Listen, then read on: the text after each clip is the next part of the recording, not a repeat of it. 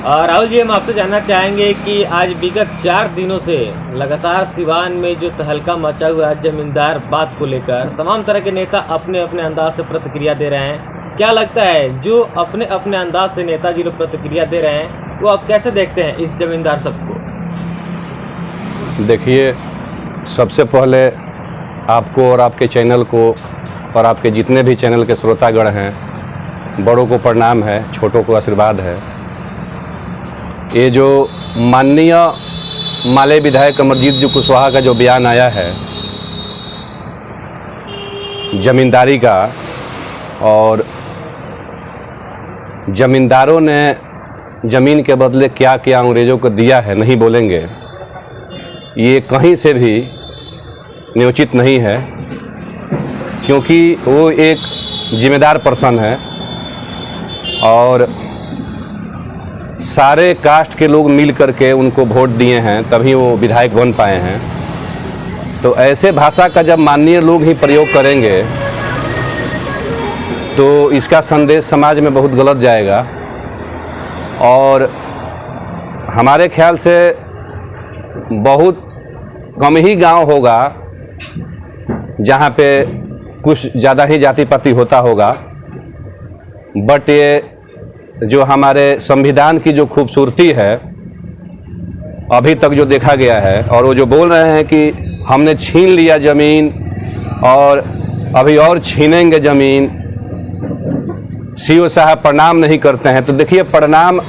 बलाजोड़ी आप किसी से नहीं करा सकते हैं। प्रणाम अगर दिल में रिस्पेक्ट रहेगा हमारे दिल में आपके लिए तो आदमी प्रणाम करता है, नहीं तो अगर हम आपके यहाँ रहते हैं, खर्च बर्च चलता है मेरा, तब हम प्रणाम करेंगे, या आपको हम अपना आइकॉन मानते हैं तब प्रणाम करेंगे। अब इसके लिए इतना इशू बना दिए और पूरे समाज को, और बोल रहे हैं कि हम व्यक्तिगत विशेष को नहीं बोले हैं। तो अगर उनसे पूछा जाए तो वे एक विधायक हैं, हम उनसे पूछना चाहेंगे, ये कोई भी आदमी, जितने भी लोग सुनते हैं अपने पे निजी नहीं लेंगे, हम उनसे सिर्फ पूछना चाहते हैं कि उनका कितना ज़मीन है। एक विधायक है ना, कितना ज़मीन है, और अगर है तो मीडिया में आकर के दिखाए कि हम इतना, हमारे पास ज़मीन है। शायद हमें आशा है कि 2 बीघा से ज़्यादा उनका ज़मीन नहीं होगा, बीघा में भी नहीं होगा, गारंटी ठोक के मैं बोल सकता हूं कि नहीं होगा, क्योंकि अमरजीत कुशवाहा हमारे साथ जेल में रहे हैं। हमारे ख्याल से अनिल भैया आपके भी साथ रहे होंगे, बिल्कुल रहे हैं ना। तो जेल में उनसे बातचीत होती थी, हमको भी, तो ऐसी मानसिकता उस समय नहीं था। बट जिस तरह से हमने देखा सोशल मीडिया पे आकर के इस तरह का बयान करना, वो भी पब्लिक प्लेस पे, तो मैं तो सुन के स्तब्ध हो गया कि एक माननीय का ये क्या काम है भाई? आपसी भाईचारा ख़त्म कर रहे हैं आप। जो लोग हर गांव में हर तबके के लोग आपस में मिलजुल के रहते हैं, प्यार से रहते हैं, उनको आप बांटने का काम कर रहे हैं। दूसरी चीज़ कि ये पहले आप क्यों नहीं भाषण दिए? जब चुनाव पास में आता है तभी आप लोग के सब याद पड़ता है, स्वर्ण और बैकवर्ड और फॉरवर्ड। किसी का बेटी बहन का शादी कराइए, विकास के मुद्दा पे काम करिए, तो ये एक जायज़ बात है। बस और क्या कहें। देखा जा रहा है कि आगामी लोकसभा चुनाव सर पे है और इस तरह की बयानबाजी हो रही है, तो कहीं ना कहीं इसका असर अब जनता में भी आपको देखने को मिलेगा। जनता में भी कहीं ना कहीं नाराजगी है इस तरह की बातों को लेकर, चाहे वो किसी भी दल से हो, किसी भी समाज से हो, चाहे ऊंच जाति से हो, नीच जाति से हो, सभी लोग इसको लेकर लगातार चर्चा बना हुआ है। जिले में एक अलग माहौल बनने की प्रयास की जा रही है। जी बिल्कुल, हम तो यही कहेंगे, हर एक कास्ट से मेरा हाथ जोड़ करके निवेदन रहेगा कि इस चुनाव में, विधानसभा हो या लोकसभा हो, इस चुनाव में, अभी आपको फर्स्ट में लोकसभा ही पड़ेगा, उसके बाद 25 में विधानसभा पड़ेगा। हम तो यही कहेंगे, हर कास्ट से मेरा यही अपील रहेगा हाथ जोड़ करके कि कभी भी ऐसी मानसिकता वाले नेता को, वो चाहे कोई भी कास्ट से हो, जो ऐसी मानसिकता रखते हो, उनको जनता वोट न करे, उनको सदन में भेजने का काम ना करे। हम तो यही कहेंगे, एजुकेटेड पर्सन को, अच्छी सोच वाली, अच्छी विचार वाली इंसान को वो सदन में भेजेंगे तो काम होगा, विकास होगा। चुनाव के समय जब जनता के बीच लोग जाते हैं तो जाति पाति की बात को खत्म करके जमात की बात करते हैं, लेकिन अब देखा जा रहा है कि अब जाति ही पहली प्राथमिकता लोगों की रह रही है। सभी लोग अपने अपने जाति के बीच जा रहे हैं और जाति आधारित गणना हो गई है, तो इसको लेकर लोग और देखा जा रहा है कि एक अलग माहौल जो लगातार बिहार में सुबह के चुनाव होने वाले हैं 24 में, लगातार इसको देखा जा रहा है बढ़ोतरी के तौर पर। देखिए, चुनाव आता है तो इसको जाति पाति को इसलिए और ज़्यादा पोलाइट किया जाता है कि आपसी अगर जिस वर्ग के लोगों को आपस में तालमेल, अच्छा तालमेल है, उन लोग में आपसी जो है कि मतभेद और बढ़े और अपने अपने जात का जो वोट है नेता लोग अपने पक्ष में एक्वायर करें, इसलिए किया जाता है ज़्यादा करके चुनाव आता है तो। अच्छा, मालिक लोग आखिर होते हैं कौन? देखिए, मालिक शब्द तो बहुत अच्छा शब्द बोले हैं आप। मालिक शब्द पहले जान लीजिए आप कि बहुत रिस्पेक्टेड शब्द है मालिक शब्द, क्योंकि अगर हम कहीं पे जॉब करते हैं, चाहे जैसा जॉब हो, जहाँ से हमारा खर्च चलता है, हमारे परिवार का खर्च वहन होता है, वो हमारे लिए मालिक होते हैं, क्योंकि रिस्पेक्टेड पद होता है मालिक है, इसलिए कि हमारा वहाँ से खर्ची बर्ची चलता है, खर्च चलता है। रह गया बात कि